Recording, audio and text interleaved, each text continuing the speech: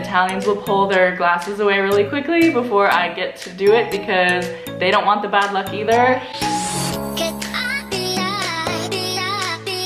Hey guys, it's Caroline, and today I am going to be talking about Italian superstitions. As you can see, I have a different background today. I have moved, I'm in a new city. I'll be telling you where very soon. So I figured a fun topic today would be Italian superstitions. This is something I always talk to my friends about when they ask about life in Italy and what's different here, because I just find it really funny how certain superstitions are taken so seriously here, and in the US, for example, they mean nothing. So I think it'd be fun to just talk about a few of those with you guys. So first, I'm gonna talk about toasting, which is a big part of Italian life because the aperitivo, or before dinner drink, is something people do almost daily. So toasting is very much a part of Italian culture. That goes for wine as well if you're having wine at dinner. So I'm gonna fill you in on some superstitions that Italians take very seriously when it comes to toasting. The first thing is that they never will toast with water in their glass. If there's water in your glass, you can touch knuckles with someone, but you can never touch their glass or it's bad luck. And the same goes for if you have an empty glass, you cannot cheers with an empty glass. So you can touch knuckles once again, but yeah, Italians will refuse to touch your glass if it's empty, if there's water in it, and if it's plastic. You should never ever toast with a plastic cup, and if you do, touch the knuckle instead of the cup. And another thing that's very important when you toast is that you make eye contact and that you take a sip before putting your glass down on the table, because otherwise Italians believe that is 7 years of bad sex. So I'm not kidding you, they believe this stuff. As far as setting your glass down before you take a sip or not making eye contact when you toast, that would just be bad luck for you. But if you make a toast with a plastic cup or an empty glass or with water, Italians believe that is bad luck for whoever is toasting with you, so it's not just about you. So there have been times where I've tried to cheers with like an empty cup or a plastic cup or water, and Italians will pull their glasses away really quickly before I get to do it because they don't want the bad luck either. And like I said, they believe in this, so they will never just say, oh, whatever, you know, let's just cheers. No, they'll wait for you to turn your hand, touch knuckles, or fill your glass up if it's empty. So they definitely take that superstition seriously. The next one is interesting, and it has to do with brooms. So if someone is sweeping and the broom sweeps over your feet, it means you will never get married. So if someone starts to sweep really close to an Italian's feet, they'll jump out of the way because they don't want that bad luck.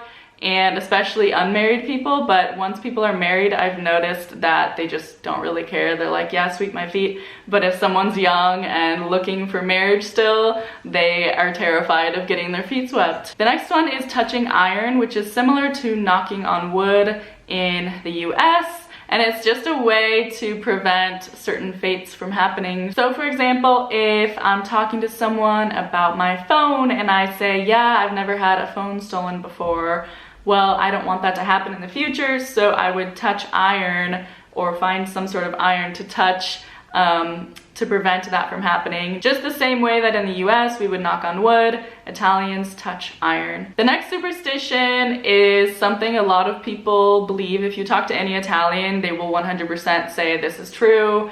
And I just find it funny because it's definitely not something in the American culture. And it is called the colpo d'aria in Italian, which in English translates to hit by air or punched by air. And it's basically the idea that any sort of air or wind hitting your neck will give you a stiff neck or make you sick or catch a cold. And it doesn't matter if it's the middle of the summer, if it's a windy morning, people cover their necks up because they don't want to get hit by air. And the same goes for if you're inside and there's a window open, if there's a current, they are terrified and they will close the window right away. They would rather be super hot and uncomfortable than risk getting hit by the air.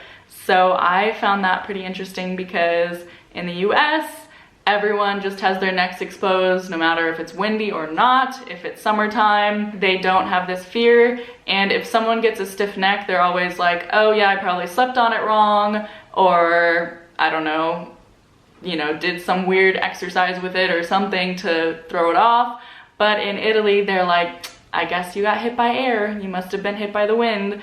And I just remember finding that so funny when people first said it. I actually laughed because I thought it was a joke. Like, yeah, like the wind would do that to me, you know, but instead they really believe it. And sometimes I'll be out with Italian friends and they'll cover their necks up if there's wind, and I just leave mine exposed because I grew up in America and we don't really have that fear, and they look at me like I'm crazy. So that is definitely an interesting one, and one that I find to be the funniest, just because from my experience it's not true, but I know all the Italians will call me out in the comments. So yeah, I think it's just about what your mindset is, and I don't personally believe that, so I've never been a victim of being hit by air. I don't believe so, at least, but who's to say? The next one is spilling olive oil. If you spill olive oil, it is seen to be very bad luck, and this is because in the past olive oil was a luxury in Italy, and if you spilled it, you were like spilling